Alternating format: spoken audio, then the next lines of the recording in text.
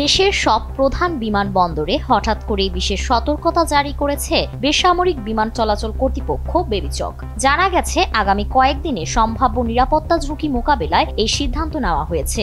এর পেছনে রয়েছে কার্যক্রম নিষিদ্ধ আওয়ামী লীগের ঢাকা লকডাউন কর্মসূচি, যা পতিত প্রধানমন্ত্রী শেখ হাসিনার রায়কে ঘিরে দেশের রাজনৈতিক অঙ্গনে উত্তাপ ছড়িয়েছে।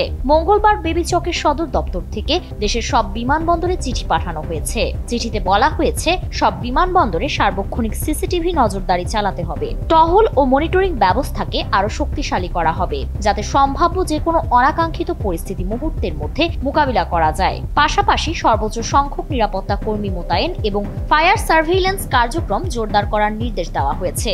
সাম্প্রতিক সময়ে শাহজালাল বিমানবন্দরের কার্গো হাউসে অগ্নিকাণ্ডের ঘটনার পর থেকেই বিমানবন্দরগুলোতে অতিরিক্ত নিরাপত্তা ব্যবস্থা জোরদার করা হয়েছে। এবার এর পাশাপাশি বাড়তি সতর্কতার নির্দেশনা দিয়েছে সংস্থাটি। প্রসঙ্গত, কার্যক্রম নিষিদ্ধ আওয়ামী লীগের ঢাকা লকডাউন কর্মসূচিকে কেন্দ্র করে 2 দিন ধরে রাজধানী সহ দেশের বিভিন্ন এলাকায় উত্তেজনা দেখা দিয়েছে। এই সময় যানবাহনে আগুন লাগানো এবং ককটেল বিস্ফোরণের ঘটনা ঘটেছে।